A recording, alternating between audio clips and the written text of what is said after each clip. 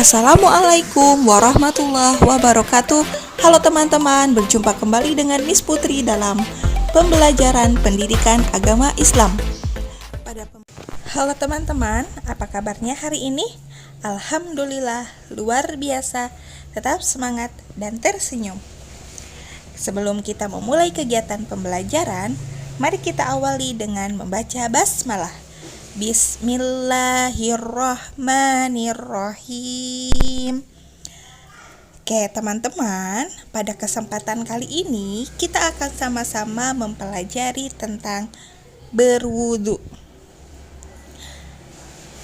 Berwudu termasuk ke dalam kegiatan bersuci atau disebut juga dengan toharoh. Bersuci sangat penting di dalam agama Islam. Karena ketika kita sebelum beribadah, maka umat Islam harus diwajibkan terlebih dahulu mensucikan dirinya. Ternyata macam-macam dari toharoh atau bersuci itu sangat banyak teman-teman. Nah, salah satunya adalah yaitu berwudu. Jadi, wudu itu biasanya kita lakukan sebelum ketika melaksanakan sholat, atau misalnya ketika akan membaca Al-Quran dan ibadah yang lainnya. Jadi, setiap muslim ketika ingin melakukan suatu beribadah, maka diwajibkan terlebih dahulu untuk bersuci. Salah satu bersuci yang akan kita bahas yaitu adalah tentang berwudu. Adapun tujuan pembelajaran yang harus kita capai pada pembelajaran hari ini, yang pertama, teman-teman harus mampu menjelaskan pengertian wudu dengan baik. Yang kedua, teman-teman harus mampu mengetahui macam-macam air yang bisa digunakan untuk berwudu dan macam-macam air yang tidak bisa digunakan untuk berwudu. Yang ketiga, teman-teman harus mampu mengurutkan tata cara wudu dengan benar. Dan yang keempat, teman-teman harus mampu mengetahui rukun-rukun wudu. Nah, tadi yang sudah Miss Putri sebutkan itu adalah tujuan pembelajaran kita pada hari ini. Semoga kita bisa mencapai tujuan pembelajaran kita dengan baik.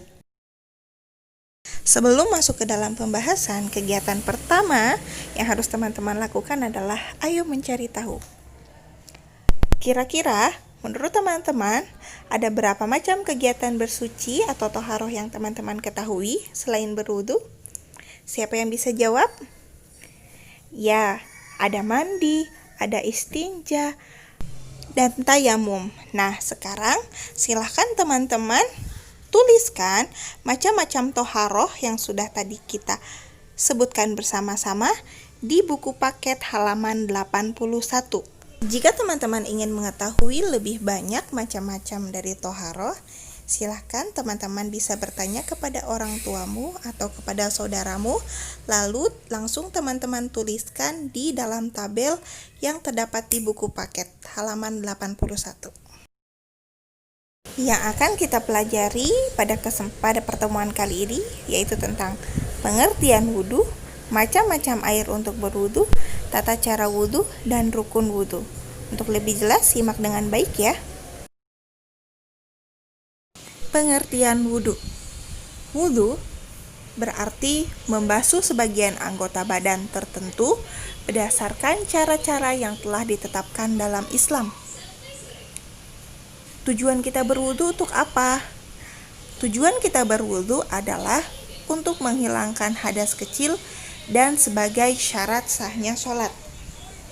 Jadi, jika teman-teman tidak melakukan wudu terlebih dahulu sebelum sholat, maka sholat kita dianggap tidak sah. Karena wudu merupakan cerminan kebersihan badan dan jiwa. Allah akan mencintai orang-orang yang suci dan bersih. Itulah tadi pengertian wudu. Selanjutnya kita akan membahas tentang macam-macam air yang bisa digunakan untuk berwudu. Adapun macam-macam air yang bisa digunakan untuk berwudu, air yang dipakai untuk berwudu adalah air yang suci dan mensucikan, atau biasa disebut dengan air mutlak. Maksud dari air mutlak di sini adalah air yang tidak terkena najis. Nah, itu adalah air yang bisa digunakan untuk berwudu. Selanjutnya, ada air apa saja sih yang termasuk ke dalam air mutlak? Air mutlak ini memiliki beberapa macam air, teman-teman. Yang pertama, yaitu ada air sumur, air sungai, air hujan, air laut, air salju, air embun, dan air zam-zam. Ada juga yang menambahkannya dengan air danau. Nah, itu adalah macam-macam air yang bisa teman-teman gunakan untuk berwudu. Dan yang tadi Miss Putri sebutkan itu termasuk ke dalam air mutlak. Untuk lebih jelasnya, silahkan teman-teman simak video berikut ini.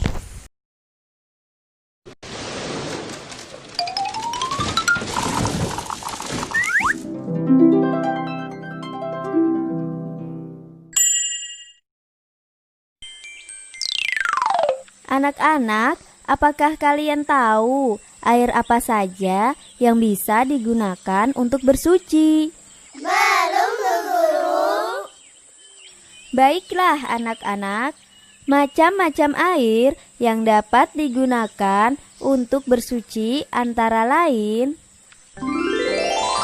air sungai, air hujan, air sumur, air danau, air laut, air embun, dan juga salju. Wah, jadi Diva bisa bersuci dengan air hujan ya, Bu? Benar, Diva, air hujan bisa kita gunakan untuk bersuci. Bu Guru, kalau tidak ada air, apa yang digunakan untuk bersuci? Ketika kita beristinjak atau cebok, tapi tidak ada air untuk bersuci, kita bisa gunakan daun dan kayu kering, batu, dan juga tisu atau kertas. Sekarang kita akan membahas tentang air yang tidak bisa digunakan untuk berwudu. Nah, karena air semuanya tidak bisa digunakan untuk bersuci, ada air yang bisa digunakan untuk bersuci atau disebut air mutlak, ada juga air yang tidak bisa digunakan untuk bersuci, khususnya untuk berwudu. Nah, air yang seperti apa sih teman-teman? Air yang tidak bisa digunakan untuk berwudu yaitu air yang terkena najis, yang berasa, berwarna, dan berbau. Adapun macam-macam air yang tidak bisa digunakan untuk berwudu yaitu air kelapa, air teh, air kopi, air kencing, dan air bekas jilatan binatang yang terkena najis. Jadi air-air yang kotor, yang berbau, yang terkena najis atau yang mengandung najis itu tidak bisa digunakan untuk berwudu. Hanya air yang suci dan mensucikan yang dapat digunakan untuk berwudu.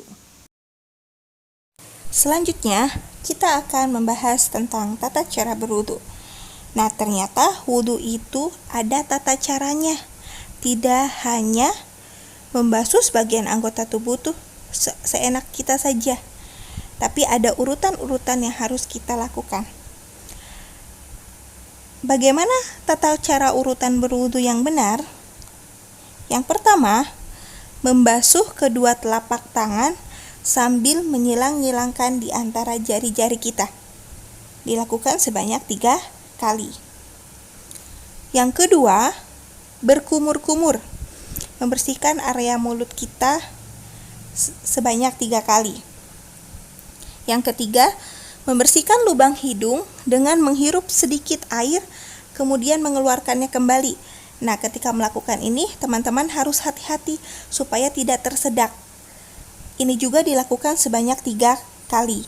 Yang keempat, membasuh muka atau wajah kita dari mulai tumbuhnya rambut sampai ke bagian dagu bawah sini. Nah, itu harus rata semua, harus basah. Itu juga dilakukan sebanyak 3 kali. Kemudian yang kelima, membasuh kedua tangan sampai siku. Kalau teman-teman membasuh tangannya ini tidak sampai siku atau sikunya masih kering, maka wudhu teman-teman tidak sah dan harus diulang lagi dari awal. Membasuh kedua tangan ini dilakukan sebanyak 3 kali. Yang keenam, mengusap sebagian kepala. Usap sebagian kepala, berikan sedikit air, tidak usah banyak-banyak. Kemudian yang ketujuh, mengusap kedua daun telinga. Nah, daun telinga kita dibersihkan dengan baik menggunakan air. Itu juga sama dilakukan sebanyak 3 kali. Kemudian yang kedelapan, membasuh kedua kaki sampai mata kaki. Bagaimana Miss jika mata kakinya tidak kena dan masih kering? Nah, berarti wudhu teman-teman tidak sah dan harus diulang dari awal. Ketika membasuh kedua kaki pun kita lakukan sebanyak 3 kali. Dan yang terakhir adalah membaca doa setelah berwudhu. Nah, ketika awal juga tadi diawali dengan berdoa dulu, maka ketika akhir pun kita harus akhiri dengan berdoa. Nah, itu adalah tata cara berwudhu yang baik dan benar. Untuk lebih jelasnya, Miss Putri akan menampilkan video yang berkaitan dengan tata cara berwudhu supaya teman-teman lebih memahami dan lebih jelas batas-batas mana saja yang harus terkena air wudhu supaya wudhu kita sah dan sholat kita juga sah. Simak dengan baik ya. Inilah cara wudhu benar. Sebagaimana yang diriwayatkan oleh Imam Bukhari. Tolong anak-anak, perhatikan baik-baik. Mula-mula membaca bismillah. Kemudian mencuci kedua telapak tangan masing-masing 3 kali.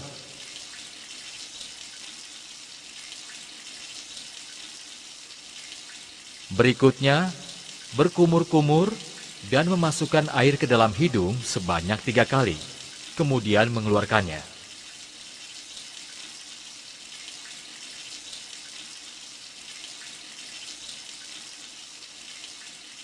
Setelah itu mencuci wajah sebanyak 3 kali.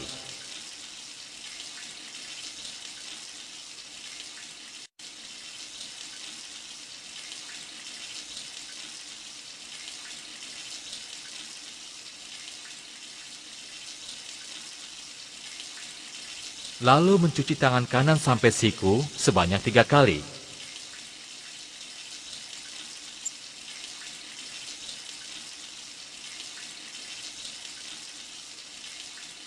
Kemudian tangan kiri sampai siku sebanyak 3 kali, saling bergantian.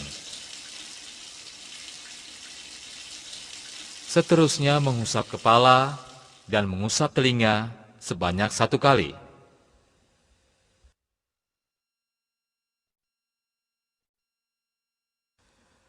Terakhir mencuci kaki kanan sampai mata kaki sebanyak 3 kali. Kemudian kaki kiri sampai mata kaki sebanyak 3 kali. Saling bergantian.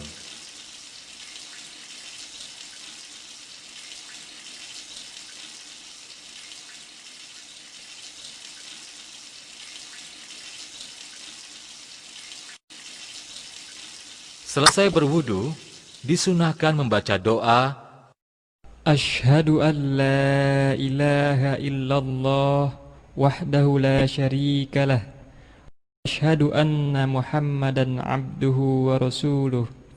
Allahumma ij'alni minat tawwabina waj'alni minal mutatahhirin.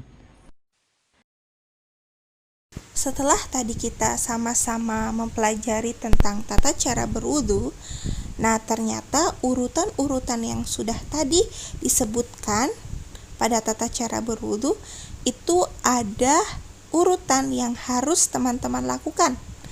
Jika tahapan tersebut tidak dilakukan, maka wudhu teman-teman dianggap tidak sah. Nah, tahapan-tahapan tersebut termasuk ke dalam rukun wudhu. Apa sih rukun wudhu itu? Rukun wudhu artinya beberapa hal dalam berwudhu yang tidak boleh ditinggalkan. Jika satu rukun ini ditinggalkan, maka wudhu yang teman-teman lakukan tidak sah dan harus diulang dari awal. Jadi rukun wudhu ini beberapa hal-hal atau langkah-langkah yang sudah tadi disebutkan dan itu harus dilakukan. Jangan sampai tidak dilakukan. Nah, lantas apa saja sih yang termasuk ke dalam rukun wudhu? Yang pertama, membaca niat. Kalau teman-teman berwudhu kemudian tidak diawali dengan membaca niat atau misalnya lupa, nah berarti wudhu teman-teman tidak sah dan harus diulang dari awal. Membaca niat ini, biasanya niat itu kan letaknya ada di dalam hati, tetapi boleh juga diucapkan menggunakan lisan. Nah, pasti di sini juga teman-teman sudah tahu niat dari berwudu, doanya seperti apa. Kemudian yang kedua, membasuh muka. Nah, membasuh muka ini dilakukan dari tumbuhnya rambut ke sampai seluruh wajah kita ini basah terkena air. Yang ketiga, membasuh kedua tangan sampai siku. Nah, jadi siku itu harus basah dan terkena air. Kalau masih kering ya berarti diulang lagi wudhunya. Kemudian yang keempat, ada mengusap sebagian kepala. Nah, kita ambil sedikit air, kemudian kita usapkan ke sebagian kepala kita. Jangan kepala kita yang mendekati air. Nah, itu sama saja seperti mandi keramas. Nah, itu tidak boleh ya. Kemudian membasuh kedua kaki sampai mata kaki. Jadi kalau misalnya yang pakai celana panjang, sebisa mungkin celananya digulung dulu ke atas, kira-kira sampai mata kaki kita terlihat. Kemudian mata kaki kita terkena oleh basuhan air wudhu. Kemudian rukun wudhu yang terakhir yaitu tertib. Tertib di sini artinya dari pertama sampai terakhir itu harus teman-teman lakukan secara berurutan dengan benar. Mulai dari niat, kemudian yang kedua, ketiga, dan seterusnya sampai yang terakhir membaca doa harus teman-teman lakukan secara urut. Kalau misalkan tidak dilakukan secara berurutan, artinya ada salah satu rukun yang tidak terpenuhi. Jadi wudhunya harus diulang dari awal. Nah, itu tentang rukun wudhu. Selanjutnya kita akan ambil kesimpulan dari apa yang sudah kita pelajari bersama-sama. Kesimpulan yang pertama, tadi teman-teman sudah belajar tentang pengertian wudhu. Apa sih itu wudhu? Wudhu berarti membasuh sebagian anggota tubuh kita, anggota badan kita yang tertentu berdasarkan cara-cara yang telah ditetapkan di dalam Islam. Nah, dan wudhu ini teman-teman harus menggunakan air yang suci. Kemudian tujuan selanjutnya, kesimpulan selanjutnya yaitu tujuan berwudhu adalah untuk menghilangkan hadas kecil yang menempel di badan kita, dan wudhu ini sebagai syarat sahnya sholat. Kesimpulan selanjutnya, wudhu terdiri dari beberapa tata cara. Tadi sudah disebutkan tata cara wudhu dari awal sampai dengan akhir. Dan wudhu juga memiliki beberapa rukun yang harus dilakukan.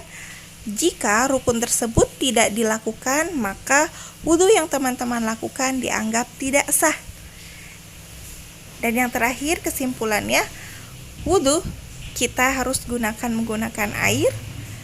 Nah, air yang digunakan adalah air yang suci dan mensucikan. Tadi juga sudah disebutkan beberapa macam-macam air yang bisa digunakan untuk berwudhu dan macam-macam air yang tidak bisa digunakan untuk berwudhu. Nah, itu adalah kesimpulan dari apa yang sudah kita pelajari hari ini tentang pengertian wudhu, macam-macam air yang bisa digunakan untuk berwudhu, tata cara wudhu, dan rukun wudhu. Kegiatan ayo lakukan yang harus teman-teman lakukan di rumah kali ini adalah teman-teman harus menjawab soal yang sudah Miss Putri sediakan. Soal-soal tersebut silahkan teman-teman jawab secara lisan menggunakan tanya jawab secara lisan, bisa dibantu dengan orang tua, kakak, saudara, ataupun yang ada di rumah. Kemudian tugas teman-teman adalah menjawab soal-soalnya. Ketika teman-teman menjawab soal-soal tersebut, Miss Putri minta silahkan teman-teman rekam menggunakan video. Kemudian setelah itu videonya silahkan teman-teman upload pada Google Drive yang Miss Putri sediakan. Upload pada folder masing-masing nama kalian. Kemudian beri judul tugasnya dengan jelas, misalnya nama, kelas, kemudian tugas tentang berwudu, tanya jawab, misalnya seperti itu. Nah, soal yang sudah Miss Putri sediakan ada 5 soal yang harus teman-teman jawab. Silakan teman-teman jawab dengan baik dan benar. Cukup sekian pembelajaran kita pada hari ini. Mari sama-sama kita tutup kegiatan hari ini dengan membaca hamdalah. Alhamdulillahirabbil alamin. Terima kasih teman-teman atas perhatiannya. Terima kasih atas kerjasamanya. Dan Miss Putri cukupkan. Miss Putri mohon maaf apabila ada kesalahan. Dan Miss Putri akhiri. Wassalamualaikum warahmatullahi wabarakatuh.